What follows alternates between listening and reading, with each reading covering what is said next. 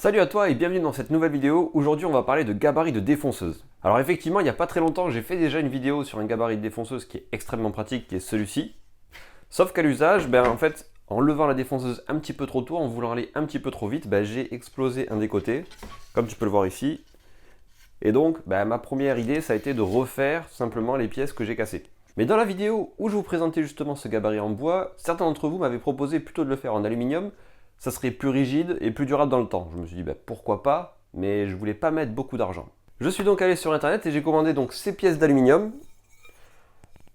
À la fin de cette vidéo, je te montrerai comment tu peux les commander toi aussi et comment faire aussi pour optimiser de manière à payer le moins possible si tu veux toi aussi ce gabarit. Donc dans cette vidéo, ce qu'on va faire, c'est qu'on va assembler tout d'abord le gabarit en aluminium. On va le tester histoire de voir s'il est fonctionnel et bien sûr, à la fin de cette vidéo, je te dirai ce que j'en pense. Avant de se lancer, si tu n'as pas encore vu les 25 astuces d'atelier pour t'aider à t'organiser et gagner du temps, tu peux cliquer sur le i en haut à gauche ou dans le lien qui apparaît dans la description pour aller visionner la vidéo. Alors ce gabarit en aluminium, j'ai 4 pièces de 490 de long, je t'expliquerai pourquoi à la fin, 490 de long, 40 de large avec une épaisseur de 200, donc j'en ai 4. J'ai acheté aussi ici des équerres d'assemblage de manière à maintenir le tout bien solidement. Et petite cerise sur le gâteau, j'ai pris des bouchons qu'on mettra sur les extrémités de manière à ce que ce soit agréable à utiliser. Et pour simplifier la manœuvre, j'ai acheté ce tournevis. Alors il n'est pas à laine, ce qui est un petit peu dommage puisque les équerres elles sont à laine. Par contre du coup le fait que ce soit un Torx, ça me permet en fait de bouger un petit peu sur les côtés tout en pouvant quand même serrer, ce qui est quand même assez confortable. Allez, on attaque le montage. Donc du coup ça va pas être bien compliqué, il suffit juste de faire glisser donc chacune des équerres à l'intérieur des rainures. Hop.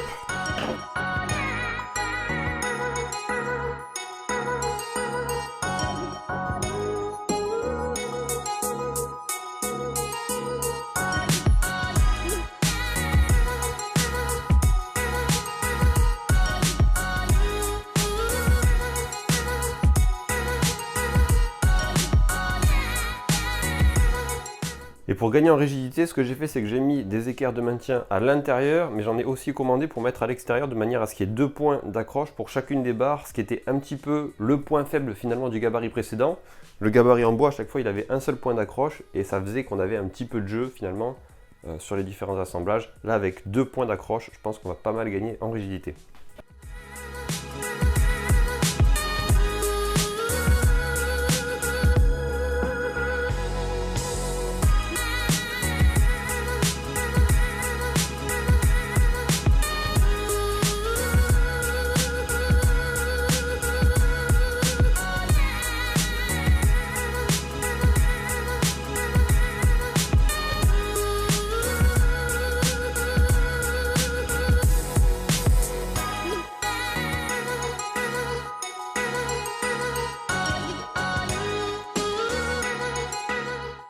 Le gabarit est à présent assemblé, on va pouvoir tester tout ça. Déjà avant vraiment de l'utiliser, il y a une première chose qui se dégage de ce gabarit là, c'est qu'il est quand même ultra rigide. On va voir qu'est-ce que ça donne à l'usage, mais c'est vraiment du costaud, bien plus que ce que j'avais fait moi en bois précédemment.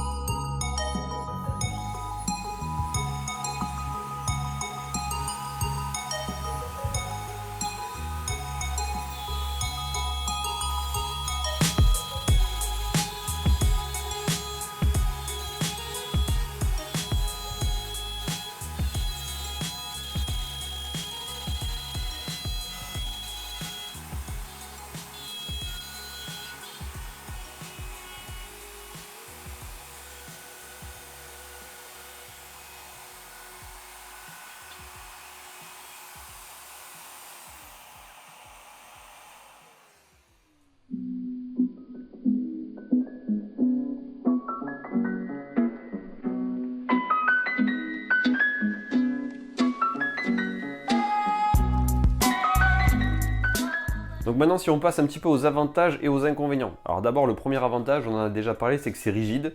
La rigidité, on la gagne notamment du fait qu'on a mis ici 2 petites équerres et pas une seule. Donc ça vaut le coup d'acheter vraiment 2 équerres par rapport à en mettre qu'une seule. Même si après on ne les sert pas forcément les deux, au moins d'avoir les deux, ça permet voilà, de rigidifier un petit peu le tout. Par contre, le fait d'en avoir 2, ça fait perdre un petit peu de temps quand on fait des réglages. Donc ça, il faut juste le prendre en compte, mais c'est quand même un truc, je pense, à investir, mettre 2 équerres pour chacune des barres. Autre avantage, tu as pu le constater, j'ai mis environ 3 minutes à l'assembler, ce qui est quand même beaucoup plus court que mon gabarit en bois où j'ai mis plus d'1 heure à réaliser tous les assemblages des usinages. Donc si on n'a pas trop envie de se prendre la tête et si on veut juste quelque chose qui fonctionne, je pense que le gabarit en aluminium, c'est vraiment quelque chose de pas mal. C'est aussi quelque chose qui va être un petit peu plus durable que le bois. Alors pourquoi durable? De prime abord, il n'y a pas de raison. Par contre, en fait, ce qui se passe, c'est quand on serre sur le bois, si on veut qu'il y ait un bon maintien, on va avoir tendance à serrer un petit peu et à chaque fois, ça va laisser des marques dans le fond de la gorge qui permet de faire le maintien. Et je pense qu'avec le temps, ça risque un petit peu de déformer finalement le fond de la gorge et de limiter un petit peu le glissement. Donc je me dis qu'un de ces quatre, en règle générale, il faudra refaire le gabarit en bois.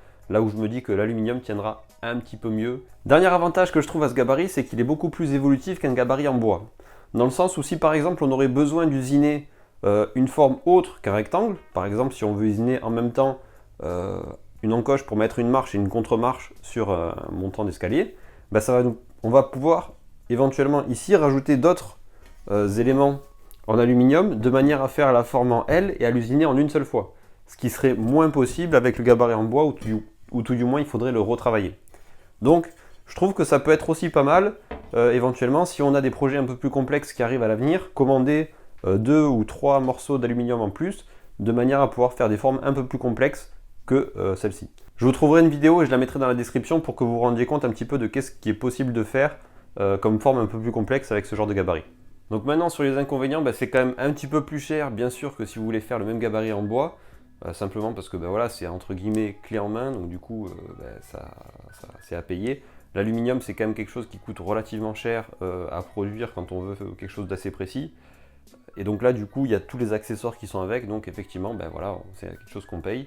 Et encore que voilà, pour cette taille là, je trouve vraiment que c'est pas très cher quoi. Voilà, on est à moins de 40 € pour l'ensemble. Quand on regarde un petit peu, par exemple, son équivalent chez Festool, on est en train de parler d'un truc qui a 300 balles. Voilà, là on est en train de parler de quelque chose à 40 € qui fait à peu près le même travail. Je trouve ça vraiment pas mal. On parlait du prix, c'est valable notamment si on prend des petits gabarits. C'est-à-dire que là on a un gabarit qui me permet d'usiner en gros des pièces de 45 par 45 en centimètres, donc 450 par 450.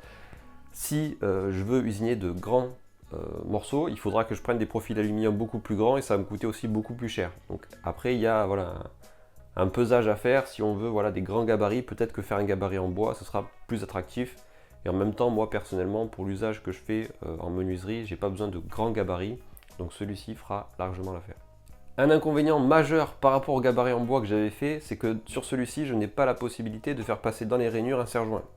Ça veut dire que du coup pour mes fixations il faut que je le fasse sur le dessus, un petit peu entre guillemets à l'ancienne, et j'aimais bien finalement le fait ici de pouvoir dans les rainures du bas faire passer un serre-joint et bloquer mon gabarit par le dessous. Ça me permettait d'éviter un petit peu d'avoir des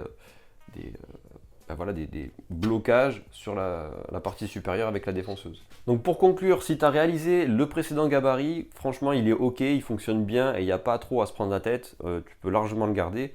Maintenant, si tu étais un petit peu hésitant sur le premier gabarit, tu n'avais pas trop envie de te lancer, mais tu trouves ça quand même confortable et que tu as voilà, quelques sous à mettre là-dedans, je pense vraiment que c'est une solution qui est pas mal et je regrette pas voilà, de l'avoir acheté, notamment du fait que j'avais cassé le précédent. Si l'ancien était encore fonctionnel, je ne me serais pas pris la tête et j'aurais continué avec l'ancien.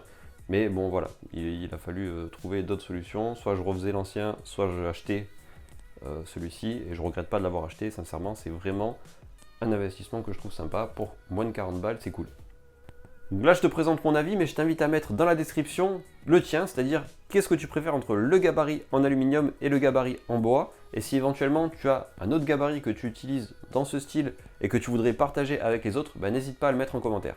J'espère que cette présentation t'a plu. Si tu l'as trouvé utile, n'hésite pas à mettre un pouce en bas de la vidéo. Si tu veux regarder les prochaines réalisations, je t'invite à t'abonner à la chaîne et je rappelle que dans la description, tu as 25 astuces d'atelier pour t'aider à t'organiser et gagner du temps. Et sur ce, je te dis à la prochaine. Ciao ciao! Avant de se quitter, je te propose de te montrer comment toi aussi tu peux commander ces tubes sur le site Monte 10. Donc d'abord, première chose à faire, c'est bien sûr de passer le site en français. Donc je t'invite à cliquer sur langue puis French. Ça traduit pas tout, mais c'est quand même une base. Et ensuite, il faut que tu ailles sur profilé à rainure. Donc c'est les profilés que j'ai choisis. Dans profilé à rainure, tu as un certain nombre de profilés. Tu peux aller sur standard, tout simplement. Et dans standard, tu vas choisir les profilés du type I. J'ai pas testé ceux de type E, B, ils sont peut-être fonctionnels, mais moi j'ai pris ceux de type I. Et j'ai choisi ceux qui sont le plus fins, c'est-à-dire qui font 20 mm d'épaisseur et 40 mm de largeur. A partir de là, tu as la possibilité soit de prendre des longueurs standards, donc là par exemple 1 mètre ou 50 cm, c'est toi qui vois.